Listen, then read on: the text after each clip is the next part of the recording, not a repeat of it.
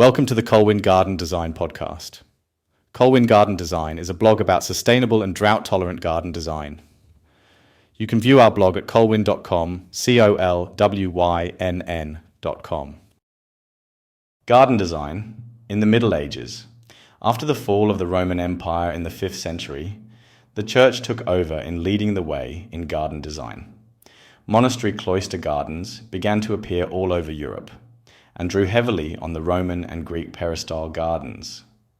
This is not necessarily homage to the Romans, rather a byproduct that early monasteries were created by repurposing Roman villas that already contained this type of garden layout.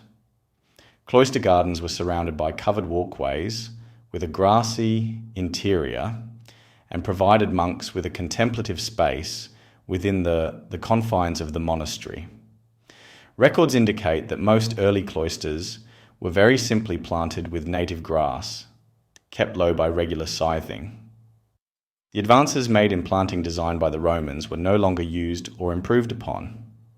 Over time, these simple cloister gardens evolved into the hortus conclusus, Latin for enclosed garden.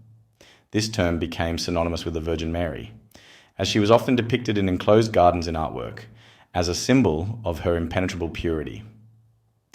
This religious allegory carried over into real life, with plants being selected in the hortus conclusus that were highly symbolic.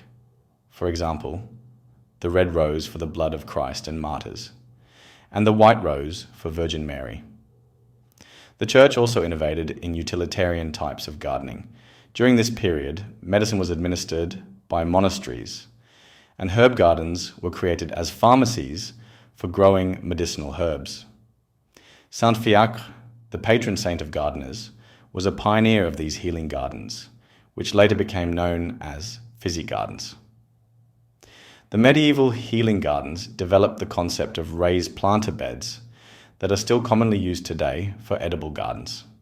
Some of the earliest mentions of the use of grass as an ornamental ground cover are found in the Middle Ages. Albertus Magnus wrote one of the earliest known texts on garden design, De Vegetabilibus, in which he wrote instructions on how to create a lawn. Perhaps the most interesting garden design innovation of this period is the turf bench, which was essentially a raised bed planted with turf for sitting on. These turf benches are a common element in medieval paintings from this period, with many of the hortus conclusus depictions of the Virgin Mary invariably showing her sitting or leaning against a turf bench.